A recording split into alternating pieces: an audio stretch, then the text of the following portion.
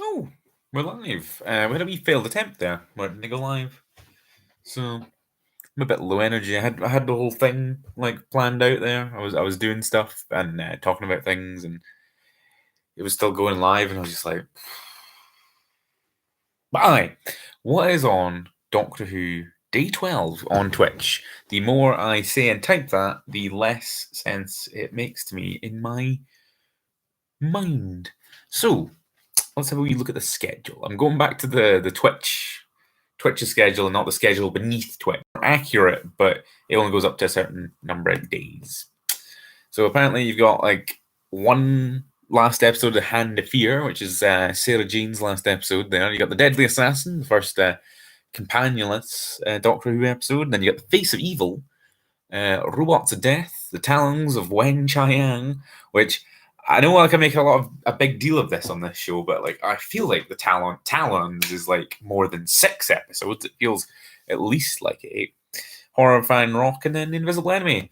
It is a very, very girthy day. Very, very content. You've got, I don't want to say banger after banger, but you've got a few bangers and just very, very solid episodes. You're into a very meaty, girthy, chunky core of Doctor Who, which is what the early Fourth Doctor anyway is. You can't really go far wrong with these episodes. We're just going to go through them. We're going to plow through them. Hand of Fear. Deadly Assassin gets a lot of love. It's pretty good. It's the first one, I want to say, that does the whole 1970s politics, old men, Time Lord vibe. Before that, yeah, they were very godlike in their wee appearance in Troughton's last one, and then there wee smattering of appearances before that. But like Deadly Assassin, they go hard into the like. I don't know if it's satire really, but it's very much like dusty old politic men.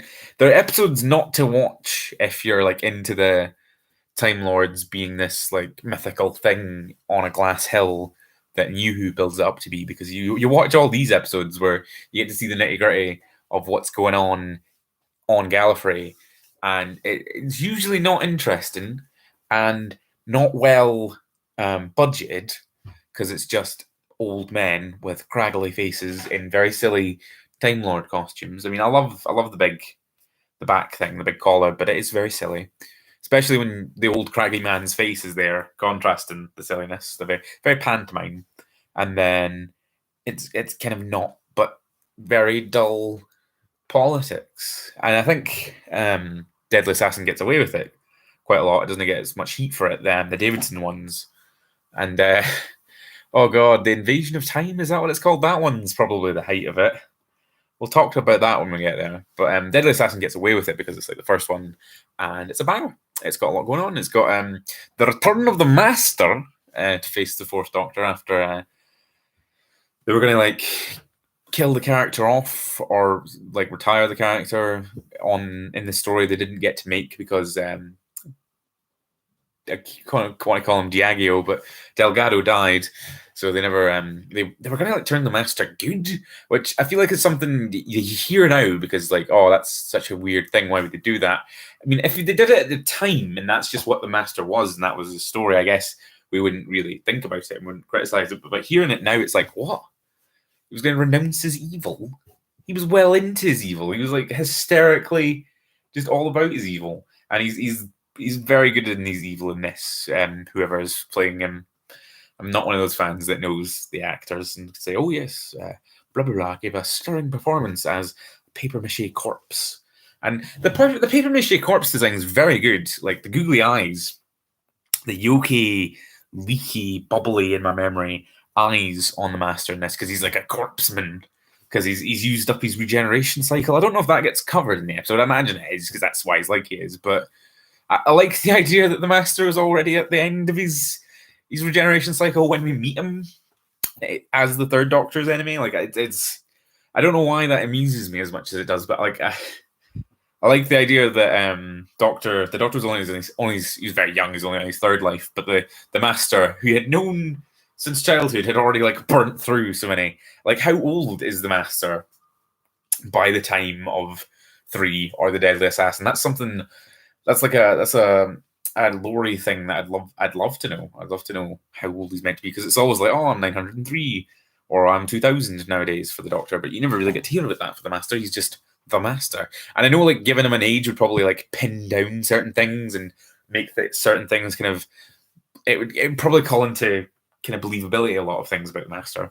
But like, did he burn through all of his lives in a like consecutive number of years, or is he like thousands of years old? I mean, that kind of explains Missy's change of heart, or kind of change of heart. She's very much like the Joker is Missy, with her like love of the Doctor / hate of the Doctor. She's wishy-washy. She goes back and forth in it. But like, is she just so old that she's like, oh, I remember the Doctor. He was a cool guy. I'm going to hang about with him. We're pals, yeah? We were pals. We're definitely pals. We hung about so much. Like, we were pals, yeah. That'd be a good angle. But, aye. Deadly Assassin's quite good. Don't really remember much about the ins and outs of the actual story. Is that the one where the Doctor becomes the High Lord, becomes the President?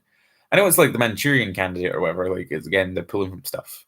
But I don't actually know what the Manchurian Candidate's about. So, I assume an assassination happens in that, with a man that didn't mean to, or programmed to. The Matrix turns up. That's is that probably the first mention of the Matrix, the Time Lord Matrix. It's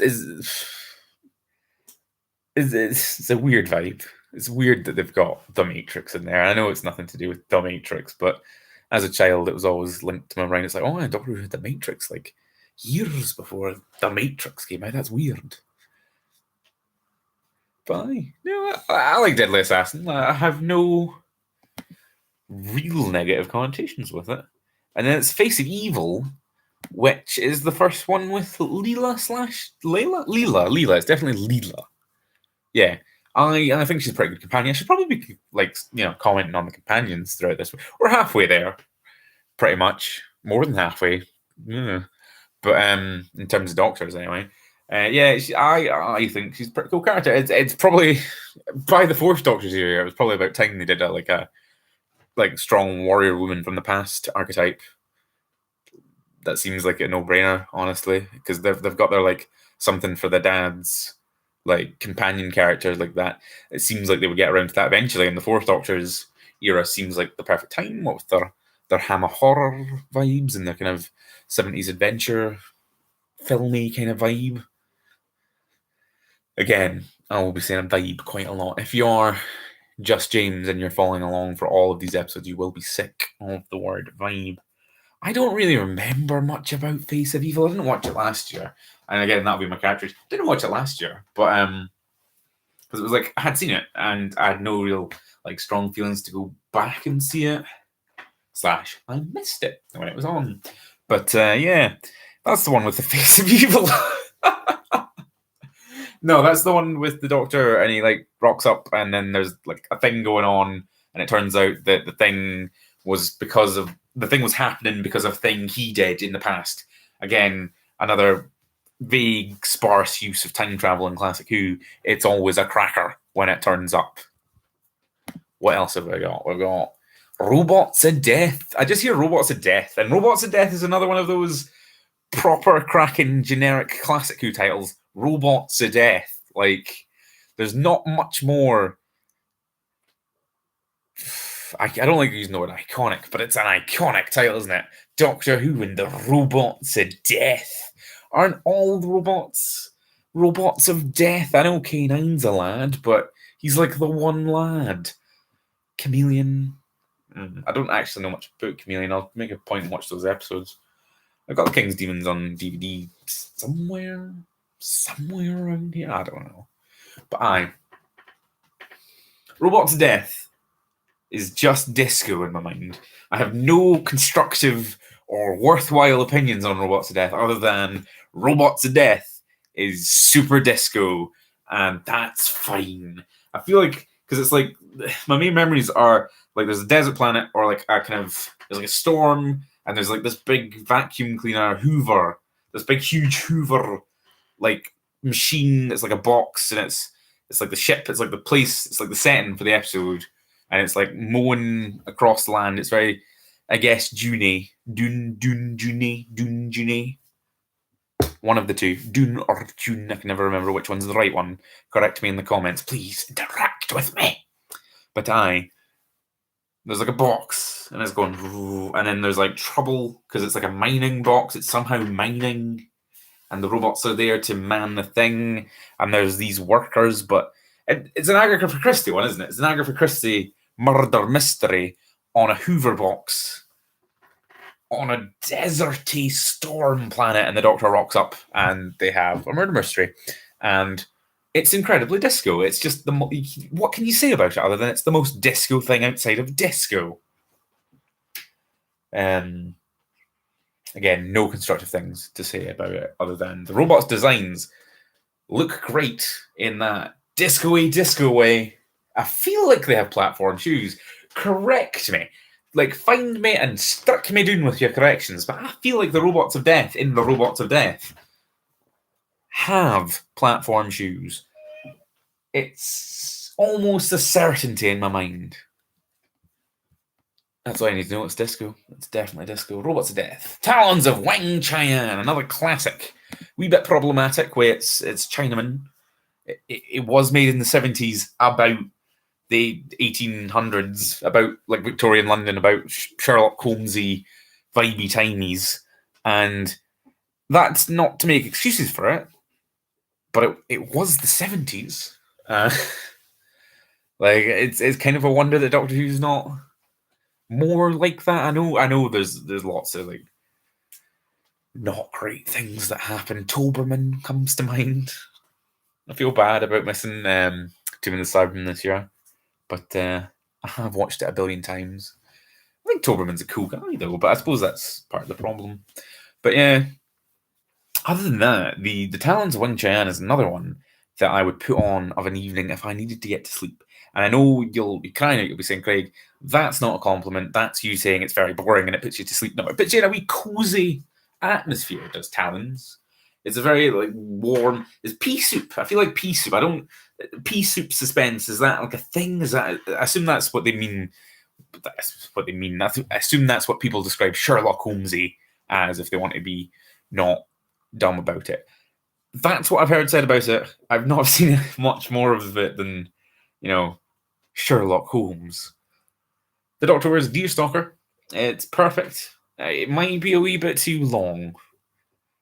Or feel a wee bit too long in that classic Doctor Who padded kind of way. And if that's all you can really say about an episode, there's not much of a criticism. There's too much of it. It's too much of a good thing. Again, as a youth, it didn't have enough of a kind of sci-fi element because it's not like a classic. It's not like a historical because well, I'm stuttering here because I remember that the villain's like a mad like warlord from the far future, and that's like the most 40k metal kind of thing. So I should love it, but where I was going was like it doesn't have enough of a kind of sci-fi kind of toyeticness to keep my brain occupied. Like when Daleks and Cybermen are happening, it doesn't really matter what the story is. Daleks and Cybermen are happening, but when it's not, and like the story is good, it's just not really. Again, I guess something you'd have to be in a mood for. I could be struck by the urge for some Sherlock Holmesiness, to be honest, but it would have to strike you. It would have to physically climb up and strike you is the thing. So, it's good. It's good. I cannot criticize it because I don't have anything to criticize it with. Horror of Fang Rock is another one that I always like to start but never finish, to be honest. I know it's the one with the Rutans, the enemy that the Sontarans have been in a war with for forever, and they're like some jellyfish looking dudes, I want to say. That's always perplexed me ever since I was a youth. I didn't get that. I didn't get the sci-fi-ness of that. I was like, but the Sontarans are like these physical broody orc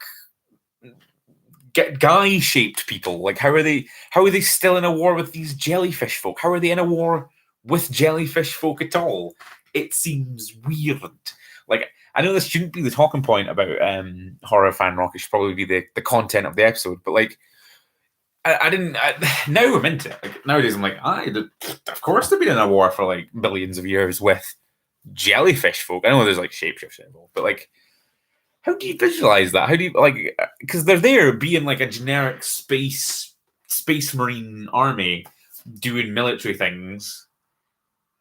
How are they doing that again? Like, are they doing that against jellyfish? Is it like Starship Troopers? Like, is it like a bug war kind of thing, but with jellyfish? Correct me if I'm wrong. I don't really remember much about Horrifying Rock. Is that the one? That's the one in America where the Max Headroom incident happened, where someone hacked the signal on, was it PBS or something? They hacked the signal and inserted that creepy, bobbly head mumbling thing because they were displeased about something. If you've not heard of that, you should look it up. I think it's called the Max Headroom incident. There's a clip of it on YouTube. It's a wee bit eerie, but they hacked the signal and put that in there. And I will call Twitch cowards for not doing that last year. I hope they do it this year. I hope that tonight they insert that clip, because that's the exact kind of thing that Twitch should be doing. It's part of the analog history, so they should make it part of the digital history. And just imagine how many people it would freak the heck out late tonight if they're sitting there watching Horrifying Rock and then that sinister thing happened.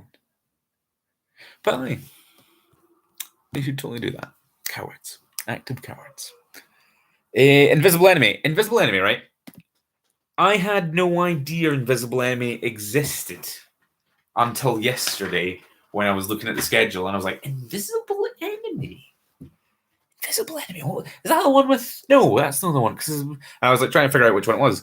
And I was like, Google, and it came up, and I didn't recognize the DVD cover, which was a warning sign. I was like, what do you mean I don't recognize the DVD cover? If it doesn't have a DVD cover and I don't recognize it, it basically doesn't exist.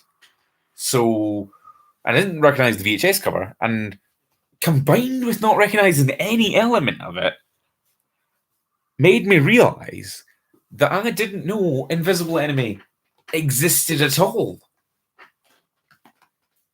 It's an invisible enemy. Apparently, it's the first one with K9. I thought that was like Sunmakers or whatever, but that's how wrong I am. I am bamboozled. I am perplexed. I don't. Yeah, if you've watched these videos, I don't pretend to know everything about Doctor Who, but I thought I knew every like classic serial, not off by heart, but like vague knowings of it. Like, but no, Invisible Enemy was this complete blind spot, if you will. There's gonna be a lot of pun or like semi-pun related things. If like, it's an invisible enemy. Like, it's invisible. I didn't know it existed. Like, this makes me like fearful that I have shifted somehow into a dimension that has an extra Doctor Who story. And you may say that's a good thing if everything's the same, but there's more Doctor Who. But like, what if that keeps happening? What if more and more things just keep changing? It's not me that's ignorant, it's the world. It's the world that's changing around me, dimensionally.